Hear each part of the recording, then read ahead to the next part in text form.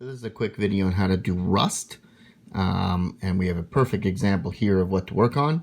We can use Typhus's Man Reaper, the large power scythe that he has from his days in Barbarous. And what we're going to do here is we're going to do this up and make it very, very rusty and Death Guard. So we'll do that now.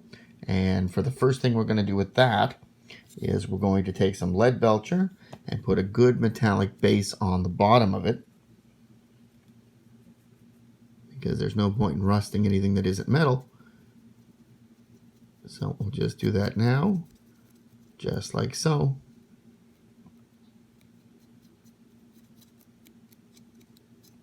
And with that, we're using our, of course, Leadbelcher. So we'll put a good layer down. Get a good base there of Leadbelcher down on that now. So we'll keep going at this, and we'll be back here in a few minutes. To create our rust effects, now that the Leadbelcher is finished, what we're going to do is stipple on some Troll Slayer Orange. And so all we're going to do with that is better with a sponge, but we'll use a brush. We'll just wipe it off first, then we're just going to sort of splatter that on there. Just like so. The next effect we're going to add to our rust is we're going to take a little bit of Rhinox hide and do the exact same thing, stipling that on.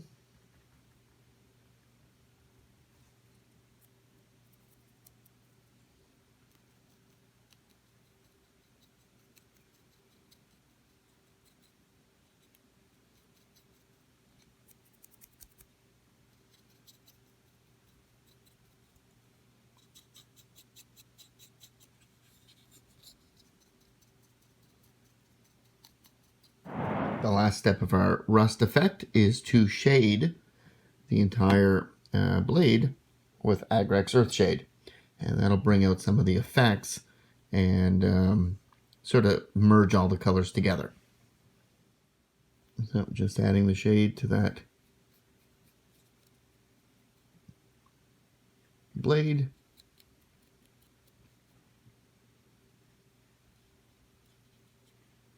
And we're using it straight out of the pot. So as you can see, that really brings it together and creates the nice rust effect that we were looking for. So hopefully this helped you, and you can use this on Night Legs, mechanicals for Plague Burst Crawlers or any other demon engines, anything Nurgle that has a large piece of metal.